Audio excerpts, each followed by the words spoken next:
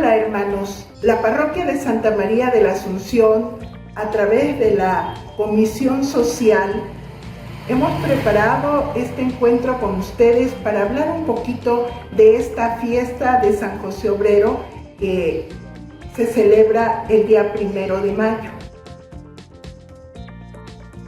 La Iglesia celebra la fiesta de San José Obrero, patrono de los trabajadores.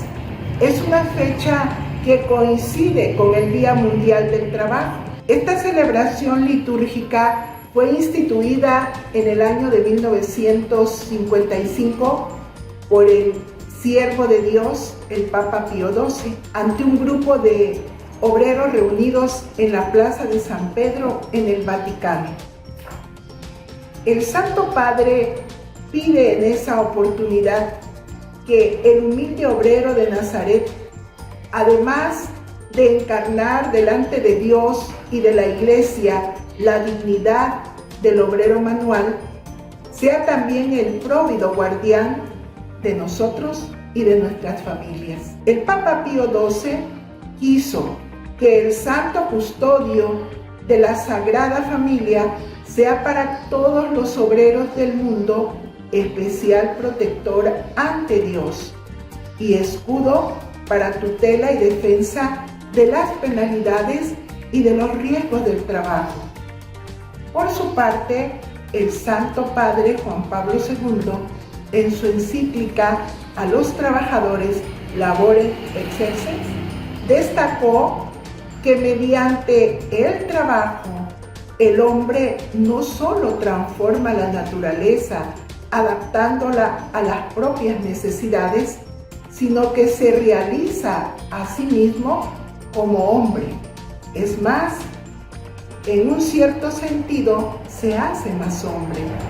Posteriormente, en el Jubileo de los Trabajadores, en el año 2000, el Papa de la Familia dijo: queridos trabajadores, empresarios, cooperadores, agentes financieros y comerciantes, unan sus brazos, su mente y su corazón para contribuir a construir una sociedad que respete al hombre y su trabajo. El hombre vale más por lo que es que por lo que tiene. Cuando se realiza al servicio de una justicia mayor, de una fraternidad más vasta y de un orden más humano en las relaciones sociales. Cuenta más que cualquier tipo de progreso en el campo técnico. Eso dijo el Papa Juan Pablo II. Queremos hablar también específicamente del trabajo, de la dignidad del trabajo, queridos hermanos.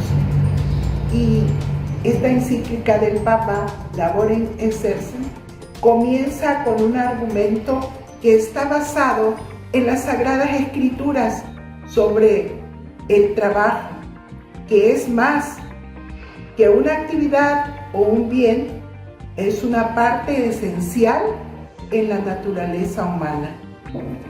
La Iglesia halla en las primeras páginas del libro del Génesis la fuente de su convicción, según la cual el trabajo constituye una dimensión fundamental de la existencia humana sobre la tierra, cuando éste es hecho a imagen de Dios. Lo hizo varón y mujer. Siente las palabras: procread y multiplicaos, henchid la tierra, sometedla. Aunque estas palabras no se refieren directa o explícitamente al trabajo, indirectamente ya se lo indican sin duda alguna como una actividad a desarrollar en el mundo. El trabajo no es resultado del pecado de Adán, sino que fue dado a la humanidad desde el momento de la creación. El Papa Juan Pablo II argumenta que es esencial para la naturaleza humana y que el hombre es sujeto del hombre. Por eso se considera vital humanizar el trabajo ante la presencia de las máquinas. El hombre debe someter la tierra, debe dominarla, aunque como imagen de Dios es una persona, es decir, un ser subjetivo, capaz de obrar de manera programada y racional, capaz de decidir acerca de sí y que tiende a realizarse a sí mismo como persona. El hombre es sujeto del trabajo. Juan Pablo II traza una diferencia entre trabajo y fatiga. El trabajo es una parte integral de la naturaleza humana, mientras que la fatiga, según el Génesis, fue una consecuencia del pecado. Ya no pueden ser separados, pero aún se puede encontrar el aspecto esperanzador y realizador del trabajo que Juan Pablo denomina laboriosidad. La intención fundamental y primordial de Dios respecto al hombre que Él crió a su semejanza, a su imagen, no ha sido revocada ni anulada, ni siquiera cuando el hombre, después de haber roto la alianza original con Dios, oyó las palabras: con el sudor de tu rostro comerás el pan. Estas palabras se refieren a la fatiga, a veces pesada, que desde entonces acompaña al trabajo humano. Pero no cambia el hecho de que este es el camino por el que el hombre realiza el dominio que le es propio sobre el mundo visible, sometiéndolo, la tierra. Lo saben todos los hombres del trabajo, y puesto que es verdad que el trabajo es una vocación universal, lo saben todos los hombres. Ahora, queridos hermanos, vamos a hablar sobre el trabajo y capital. El labore necessae. Juan Pablo II resalta la prioridad básica como marco para discutir temas como el trabajo, el capital y la propiedad privada. El trabajo es más importante que el capital y las personas son más importantes que los objetos. En contraste, cita dos ideas que considera errores: el materialismo y el economicismo. El primero subordina la gente a la propiedad, mientras que el segundo solo valora el trabajo según su beneficio económico. Juan Pablo II, por el contrario, recomienda una filosofía personalista. El hombre que trabaja desea no solo la debida remuneración de su trabajo, sino también que sea tomada en consideración en el proceso mismo de la producción. La posibilidad de que él, a la vez que trabaja incluso en una propiedad común, sea consciente de que está trabajando en algo propio. Esta conciencia se extingue en él dentro del sistema de una excesiva centralización burocrática, donde el trabajador se siente engranaje de un mecanismo movido desde arriba. Se siente, por una o por otra razón, un simple instrumento de producción, más que un verdadero sujeto de trabajo dotado de iniciativa propia. En un ambiente de trabajo moderno, se vuelve muy complejo establecer derechos de propiedad. Los recursos humanos deben ser considerados dones de Dios, pertenecientes a todos. Cualquier herramienta o tecnología que se emplee se erige sobre generaciones incontables y recibe la influencia de quienes la utilizan hoy. En efecto, si es verdad que el capital, al igual que el conjunto de los medios de producción, constituye a su vez el producto del trabajo de generaciones, entonces no es menos verdad que ese capital se crea incesantemente gracias al trabajo llevado a cabo con la ayuda de ese mismo conjunto de medios de producción que aparecen como un gran lugar de trabajo, en el que día a día pone su empeño la presente generación de trabajadores. Se trata aquí, y obviamente, de las distintas clases de trabajo, no solo del llamado trabajo manual, sino también del múltiple trabajo intelectual, desde el de planificación al de dirección. Tomando como base este punto de vista, Juan Pablo II propuso una visión dinámica y flexible de la propiedad y de la economía. Recomendó arreglos para que los trabajadores compartan la propiedad, como las cooperativas de trabajo o los sindicatos. Vamos a hablar también del empleador indirecto. Juan Pablo II examinó los derechos de los trabajadores en el contexto más amplio y analizó su relación con los empleadores directos e indirectos. El empleador directo de un trabajador es la persona o la institución para la que se trabaja directamente mediante un contrato. Los empleadores indirectos son las otras personas, grupos y estructuras que afectan o limitan al empleador directo.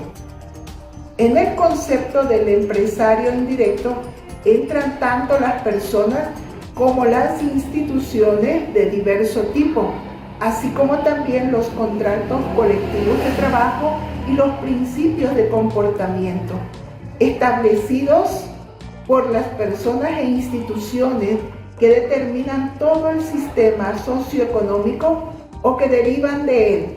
El concepto de empresario indirecto implica así muchos y variados elementos. La responsabilidad del empresario indirecto es distinta a la del empresario directo, como lo indica la misma palabra. La responsabilidad es menos directa, pero sigue siendo verdadera responsabilidad. El empresario indirecto determina sustancialmente uno u otro aspecto de la relación de trabajo y condiciona de este modo el comportamiento del empresario directo, cuando este último determina concretamente el contrato y las relaciones laborales. Como ejemplo, Juan Pablo II cita las compañías fabricantes de los países desarrollados, que adquieren la materia prima de los países en vías de desarrollo. Como los compradores insisten para obtener los precios más bajos posibles, los trabajadores en otras partes del mundo se ven directamente afectados para crear una política laboral que asegure justicia para cada trabajador. Es necesario no solo trabajar con los empleados directos, sino también identificar a los empleadores indirectos. Juan Pablo II sugiere que ese trabajo corresponde a los gobiernos y a las organizaciones internacionales como la ONU o la OIT. Vamos a hablar también de los derechos de los trabajadores. Juan Pablo II reconoció el derecho al pleno empleo y que el problema en lograr ese objetivo era la organización, no la falta de recursos. Esta complicación se resolvería elaborando planes junto a los empleadores indirectos. Por otro lado, propuso un salario familiar justo para que las mujeres no tuvieran la necesidad de salir a trabajar porque el sueldo del padre de familia no alcanza.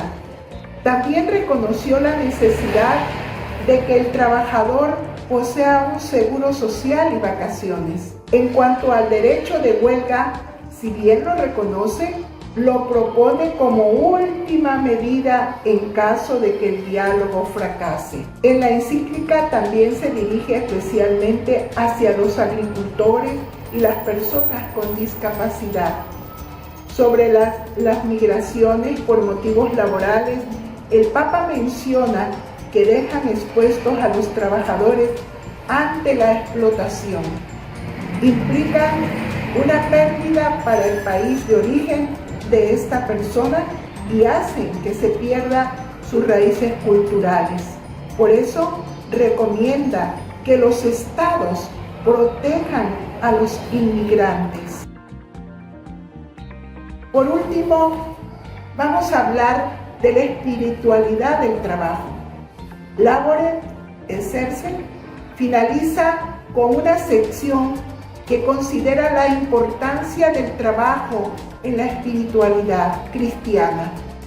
Juan Pablo II alienta a la Iglesia a desarrollar y enseñar una espiritualidad del trabajo. Sus componentes serán trabajo y descanso adecuado a semejanza de Dios, seguir los pasos de Jesús, carpintero, entre otros ejemplos del Antiguo y Nuevo Testamento, soportando la fatiga en unión con Cristo crucificado por nosotros. El hombre colabora en cierto modo con el Hijo de Dios en la redención de la humanidad. Ojalá que hoy que hay tanto avance tecnológico, pues se piense en el trabajo humano, en la mano del obrero, en ese trabajo que tienen que desempeñar para poder sacar adelante a sus familias. Esperamos que este momento, esta reflexión que hemos hecho respecto al Día del Trabajo, nos ayude a crear conciencia de que todos tenemos derecho a ese trabajo y que el trabajo dignifica la vida del hombre.